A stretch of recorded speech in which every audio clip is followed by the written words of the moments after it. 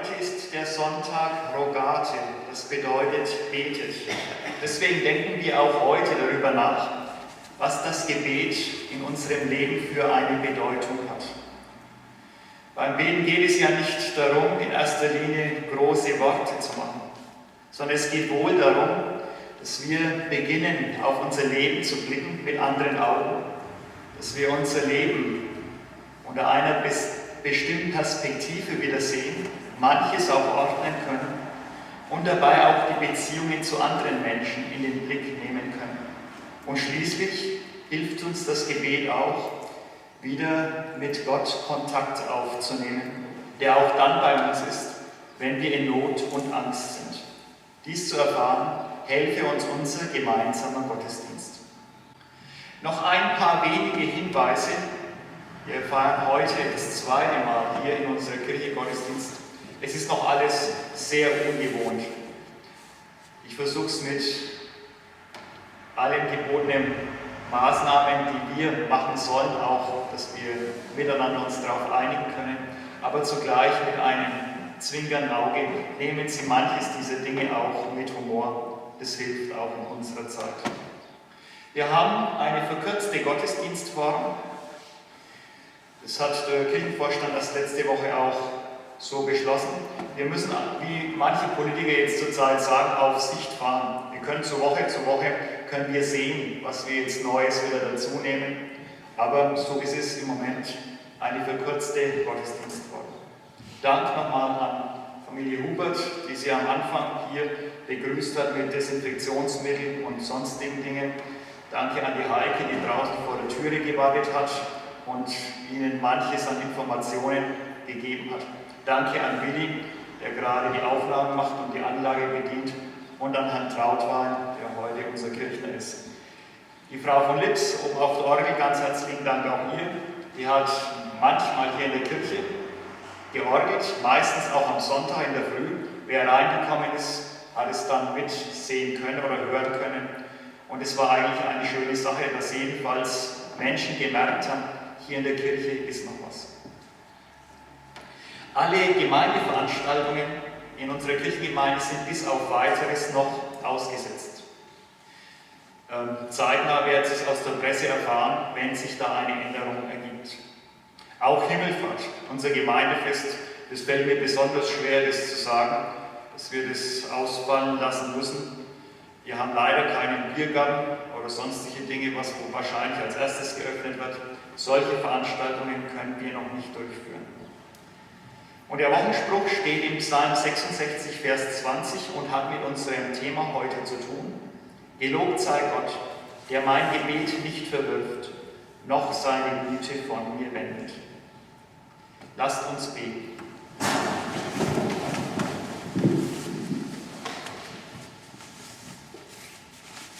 Dank sei dir, barmherziger Gott, dass wir uns in unseren Anliegen an dich wenden dürfen. Gib uns jeden Tag neu das dazu nötige Vertrauen.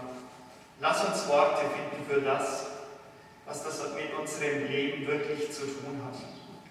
Und zugleich dankbar werden für die Hilfe, die wir täglich neu erfahren dürfen. Lehre du uns beten. Amen. Bitte setzen Sie sich. Die Lesung für den heutigen Sonntag steht bei Matthäus 6, die Verse 5 bis 15, und es ist zugleich der Predigtext. Und Sie kennen das Gebet, um das es heute geht, alle.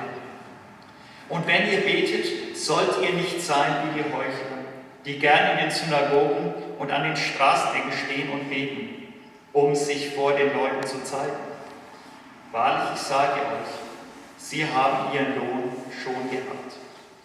Wenn du aber betest, so geh in dein Kämmerlein und schließ die Tür zu und bete zu deinem Vater, der im Verborgenen ist. Und dein Vater, der in das Verborgene sieht, wird dir es vergelten. Und wenn ihr betet, sollt ihr nicht viel plappern wie die Heiden, denn sie meinen, sie werden erhört, wenn sie viele Worte machen. Darum sollt ihr ihnen nicht gleichen, denn euer Vater weiß, was ihr bedürft, bevor ihr ihn bittet. Darum sollt ihr so beten. Unser Dein Name werde geheiligt, dein Reich komme, dein Wille geschehe wie im Himmel, so auf Erden.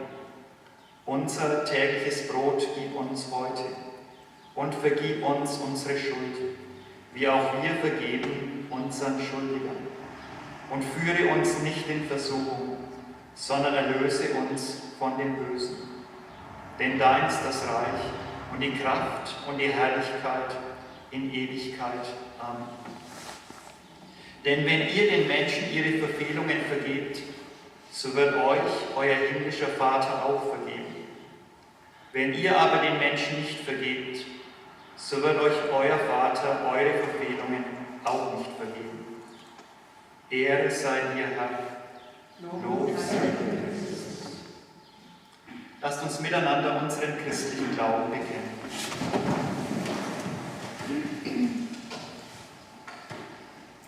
Ich glaube an Gott, den Vater, den Allmächtigen, den Schöpfer des Himmels und der Erde, und an Jesus Christus, seinen eingeborenen Sohn, unseren Herrn, empfangen durch den Heiligen Geist, geboren von der Jungfrau Maria, gelitten unter Pontius Pilatus, gekreuzigt, gestorben und begraben, hinabgestiegen in das Reich des Todes, am dritten Tage auferstanden von den Toten, aufgefahren in den Himmel. Er sitzt zur Rechten Gottes, des allmächtigen Vaters. Von dort wird er kommen, zu richten die Lebenden und die Toten. Ich glaube an den Heiligen Geist, die heilige christliche Kirche, Gemeinschaft der Heiligen, Vergebung der Sünden, Auferstehung der Toten und das ewige Leben. Amen. Wir setzen uns und hören einfach.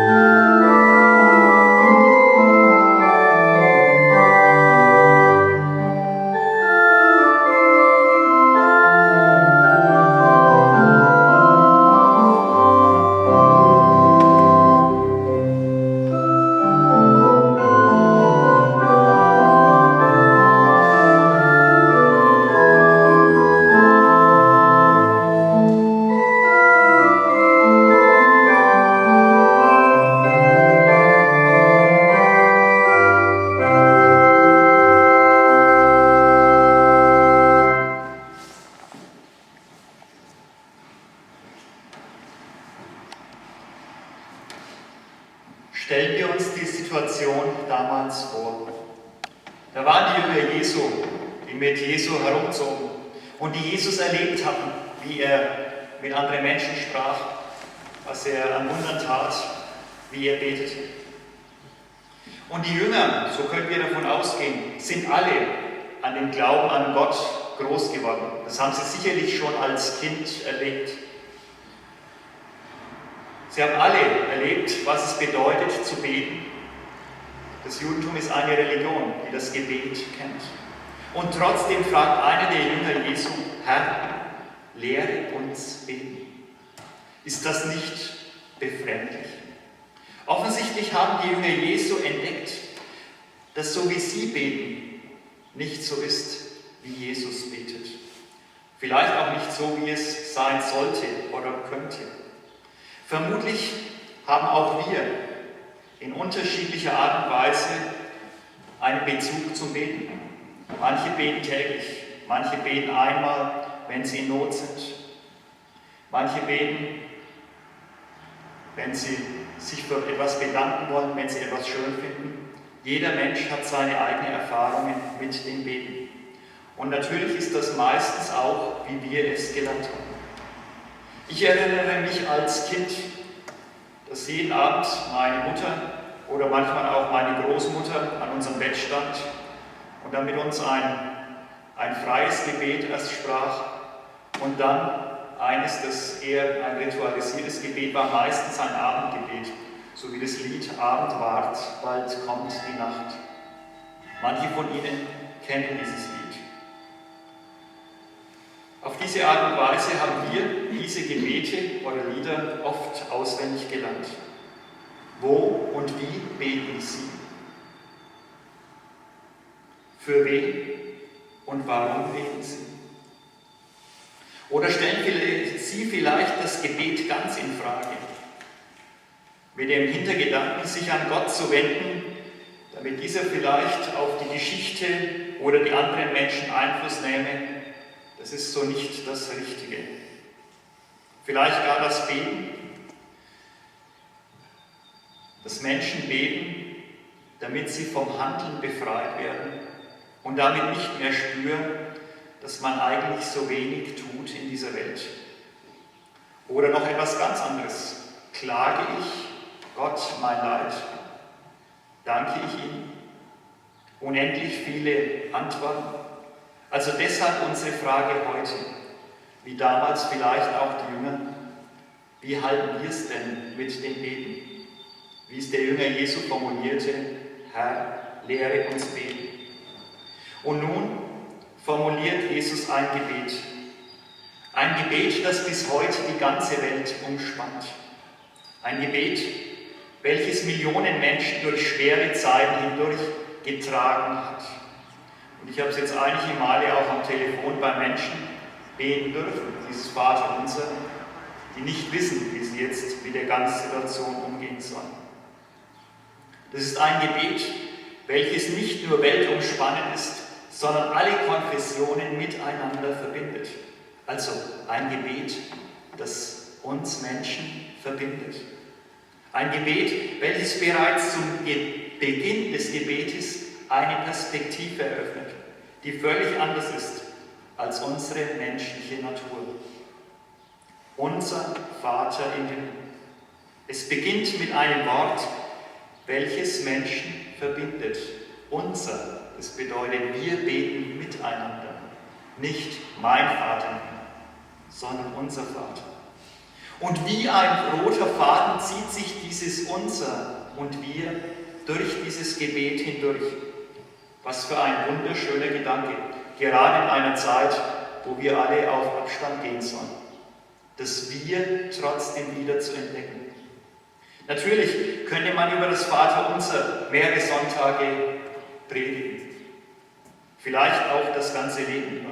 Heute lasse ich mich von ein paar wenigen Ideen leiten, die mir in der Vorbereitung auf heute wichtig wurden.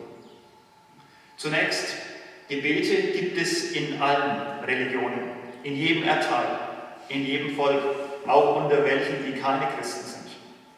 Meist zu einer bestimmten Gottheit, um diese irgendwie gewogen zu stimmen. Dagegen setzt Jesus gleich völlig anders ein. Er beginnt mit unser Vater.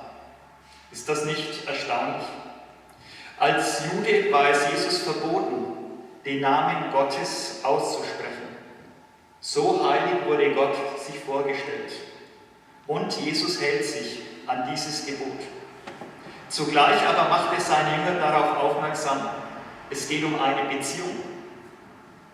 Denn, das ist uns allen klar, wir als Menschen haben alle einen irgendwie gearteten Vater. Manchmal ist er bekannt, manchmal ist er unbekannt. Manchmal beschäftigt er sich mit den eigenen Kindern, manchmal nicht, aber so ist eben das Leben.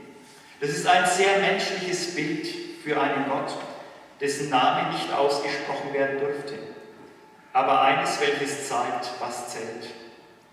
Trotz aller Unzulänglichkeit dieses Bildes, denn wer Vater und Mutter ist, weiß, wie sehr man in einer solchen Rolle auch Fehler machen kann.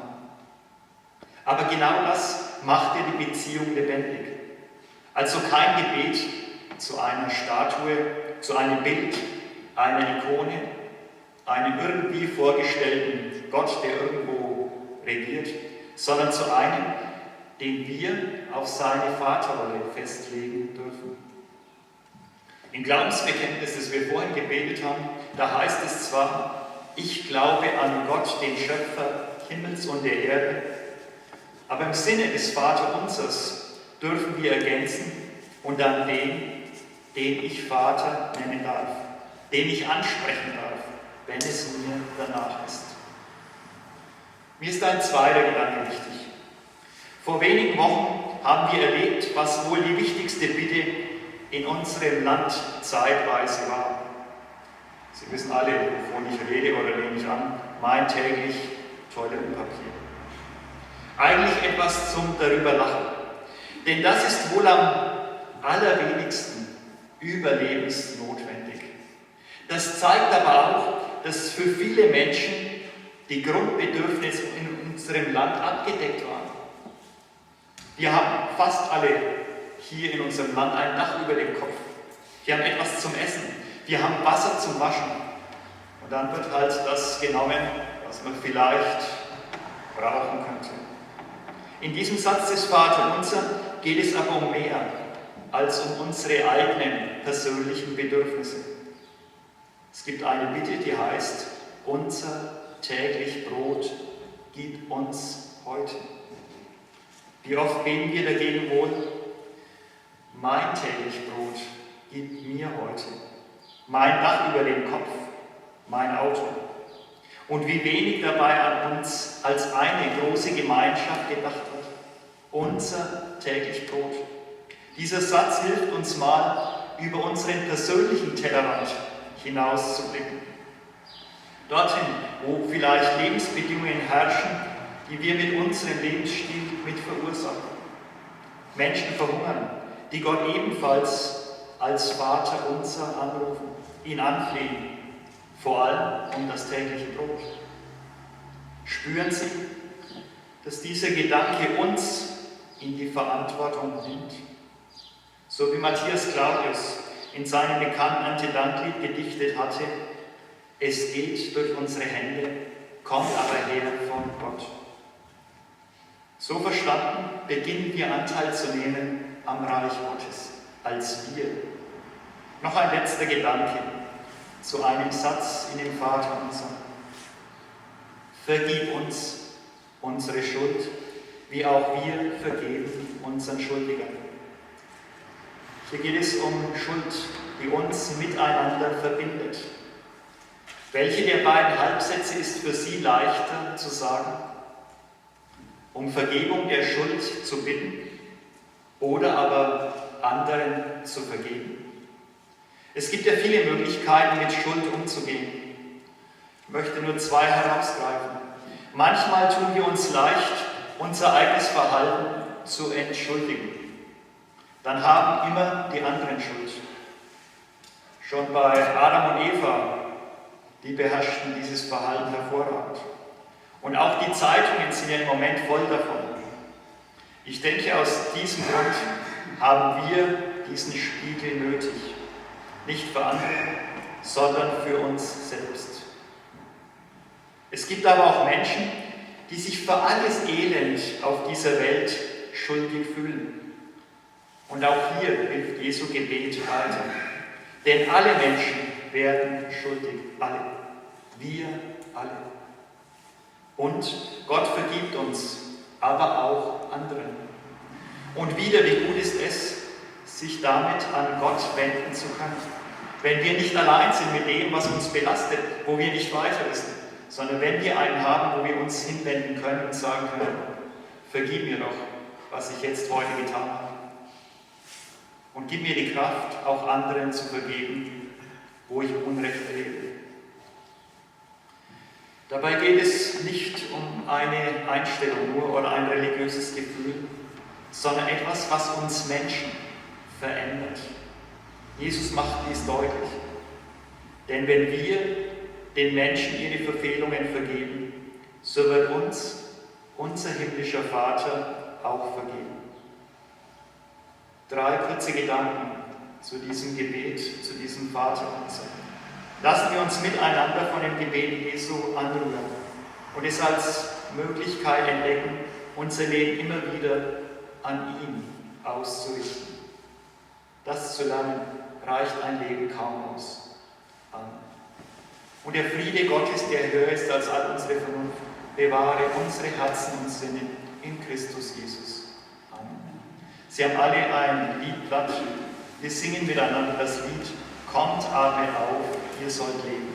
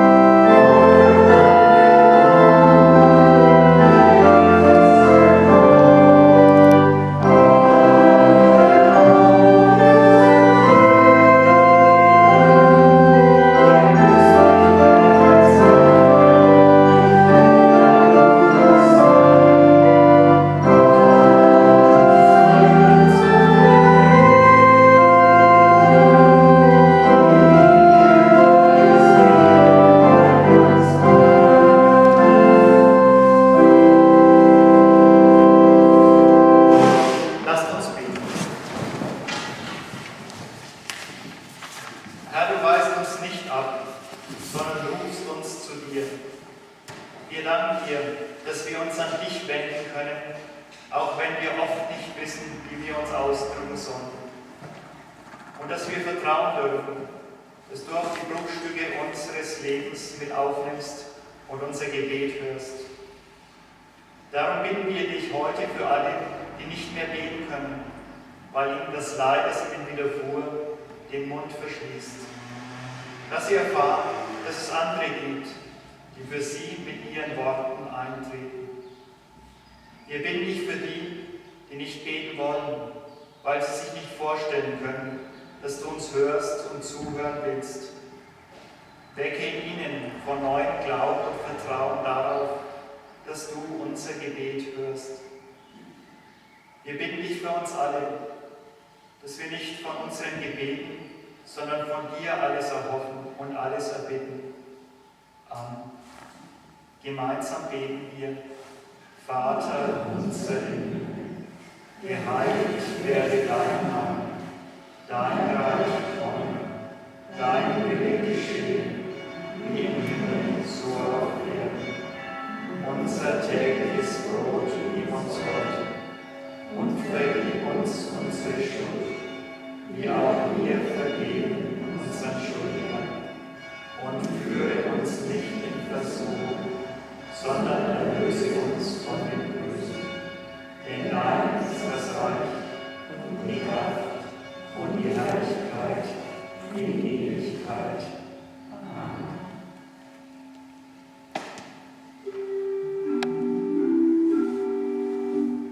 Der Herr sei mit euch.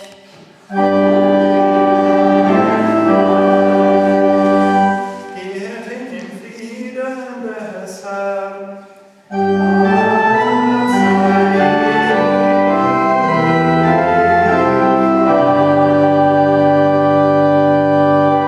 Und nun geht hin unter dem Schutz und Schirm des Höchsten. Der Herr segne euch und behüte euch. Der Herr lasse sein Angesicht leuchten über euch und sei euch gnädig. Der Herr erhebe sein Angesicht auf euch und gebe euch seinen Frieden.